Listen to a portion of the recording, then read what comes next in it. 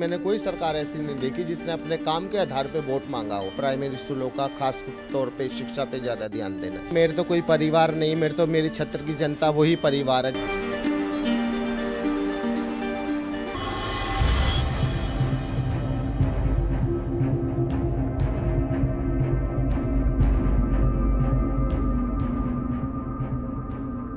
नमस्कार, स्वागत है आप सभी का द न्यूज़ 15 में और मैं हूं आपके साथ शिवानी मांगवानी।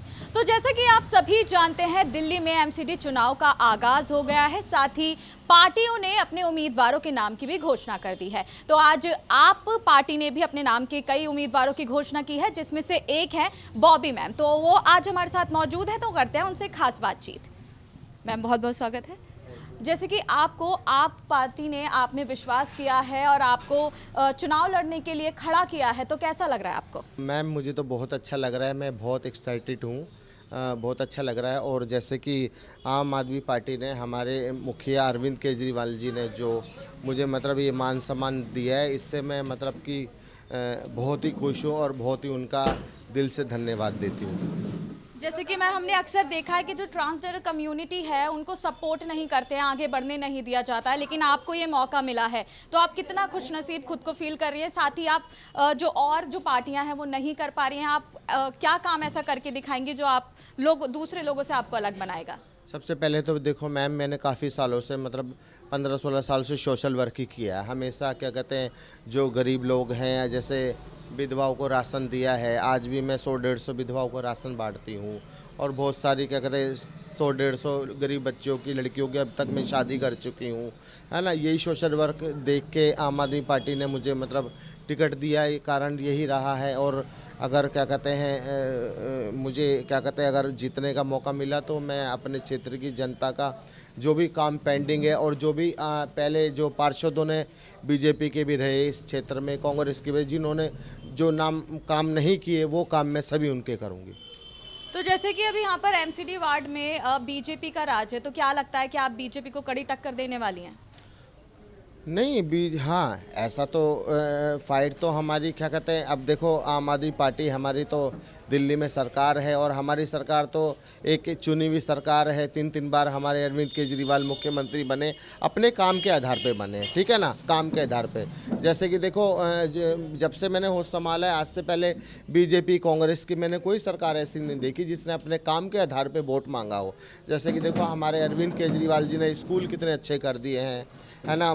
जगह जगह मोहल्ला क्लिनिक बना दिए हैं, है ना। और बड़े बुजुर्ग को लेकर तीर्थ यात्रा का भी इनको लाभ दिया है। तो मुझे नहीं लगता आज से पहले किसी सरकार ने ये सारी सुख सुविधा जनता को दी होंगी। अभी आप जैसे अगर आप जीत जाती हैं, तो आप कौन कौन सी सहायता है जो यहाँ के नागरिकों को, आम नागरिकों को प्रदान कराएंगी, तो किस विहार पे वो आपको वोट दें?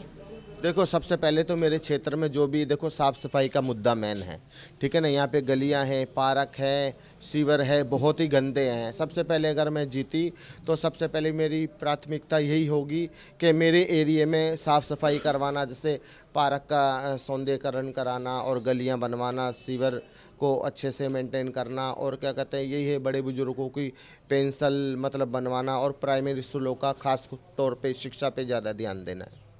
और जैसे कि आज आप एक पॉलिटिशियन बन गई हैं, साथ ही आगे अगर आप यहाँ से जीतती हैं तो एमसीडी नेता भी बन जाएंगी, तो मैं आपके संघर्ष के बारे में भी जानना चाहती हूँ कि आप यहाँ तक कैसे पहुँची? मेरे संघर्ष तो देखो मैम, मैं तो शुरू से सोशल वर्क ही किया है, और मैं अन्ना मूवमेंट से जुड़ी हुई हूँ। जिस टाइम अन्ना हजारे जी प्रगति मैदान पे एक 75 साल के बुजुर्ग अपने अनशन पे, धरने पे बैठे, तो हम क्यों नहीं बैठ सकते उनके साथ। क्योंकि वो लोग जो भी काम करते हमारे हित के लिए काम कर रहे थे, हमारे जो भी जनता का जो भी मांग थी उसी के लिए काम कर रहे थे। इसलिए हमने भी उनका समर्थन किया, और अन्ना मूवमेंट से एक पार्टी का जन्म हुआ, आम आदमी पार्टी का जन्म हुआ। जैसा कि आज देख रहे हैं दिल्ली का क्या मॉडल लोग प्रशंसा कर रहे हैं, और हमारे अरविंद केजरीवाल, जो माननीय अरविंद केजरीवाल, उनकी हम दिल्ली में जितनी प्रशंसा करें कम होगी, क्योंकि 3 बार के चुने हुए मुख्यमंत्री हैं जनता के।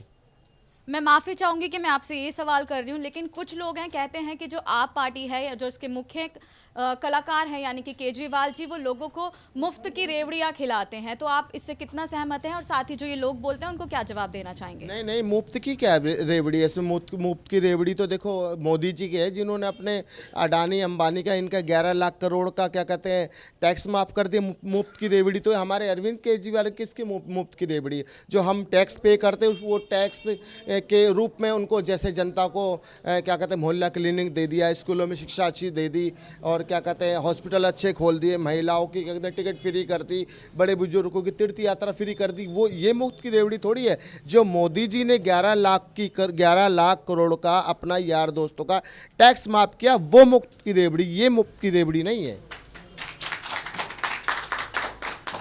तो जैसे कि आपने बताया कि आपने जो हेटर्स हैं, हम हेटर्स ही कह सकते हैं उनको, जो बोलते हैं कि ये मुफ्त की रेवड़ी खिला रहे हैं, आपने उनको भी जवाब दे दिया है। तो साथ ही अब जैसे कि हम अपना शो की समाप्त करते हुए हम आपसे ये कहना चाहेंगे कि आप हमारे चैनल के माध्यम से लोगों से क्या मांग करना चाहती हैं, क्या अनुरोध करना चाहती हैं कि ताकि लोग दूसरी पार्टी को ना चुनकर आपको चुनें? मैं तो देखो आम जनता से यही क्या कहते हैं प्रार्थना करना चाहूँगी कि देखो एमसीडी में क्या कहते हैं आपने सभी को देखा, बीजेपी को देखा, कांग्रेस को देखा, ठीक है ना। मेरे तो कोई परिवार नहीं, मेरे तो मेरी क्षेत्र की जनता वही परिवार है, ठीक है ना। अगर क्या कहते हैं मेरी क्षेत्र की जनता ने मुझे आशीर्वाद दिया, काउंसलर बनाया, तो मेरी जितनी भी समस्त जनता है उनको उनका जो भी काम एमसीडी के अंदर आएंगे, मैं पूरी ईमानदारी से उनके सभी काम करूँगी। मेरा नाम नूर हसन है, मैं सुल्तानपुरी का निवासी हूँ। 40 साल से सुल्तानपुरी में रह रहा हूँ। मैंने सब कुछ देखा है, कांग्रेस भी सब कुछ देखी है। अब जो टिकट जो दिया गया है, ऐसे व्यक्ति को दिया गया है जो कि सबकी सेवा अब से नहीं 20 साल से अपने पैसों से अब से करते हैं। और किन्नर समाज का ये तो बहुत अच्छा मैसेज हमारे लिए जाएगा, इसलिए आज हमने ओपीसी बनाया। लोग बस सारे जुड़ गए, हर मतलब पार्टी का खुश आदमी है ना, क्योंकि सब लोग आए हैं, किसी ने काम नहीं किया, किसी ने नहीं किया, तो इनसे बहुत ज़्यादा उम्मीदें हैं और इनके साथ सब लोग साथ हैं बिल्कुल। और भारी बहुमत से जीतेंगे, ये गारंटी है।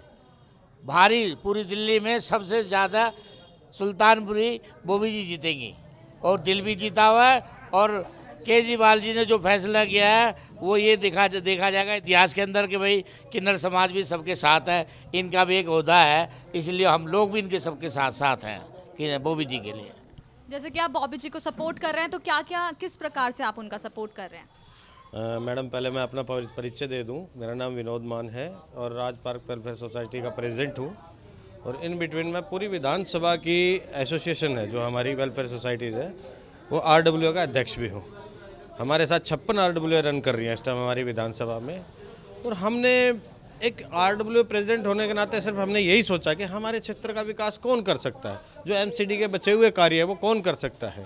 3 कैंडिडेट है, तीनों में से हमने सिर्फ बॉबी जी को ही इसलिए चुना क्योंकि वो शुरू से एक अच्छी समाज सेवक है और समाज सेवा में उनका मुकाबला कोई सा भी कैंडिडेट नहीं कर रहा है।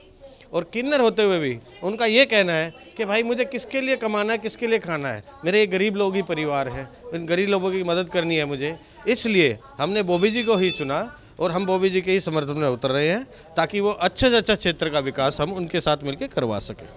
Thank you. मेरा नाम भगत सिंह है और मैं सुल्तानपुर का रहने वाला हूँ।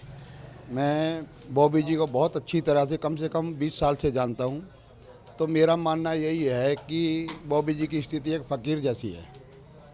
इनका ना कोई आगे ना पीछे। कहते हैं कि ये बेड़ा पार कोई करता है, या तो कोई संत करता है या फ़कीर करता है, तो इनकी स्थिति फ़कीर वाली है। तो ये अपने लिए ना करके पूरे अपने सुल्तानपुरी वार्ड नंबर 43 के लिए जो कार्य करेंगी वो सराहनीय होगा और आगे देखने को भी मिलेगा।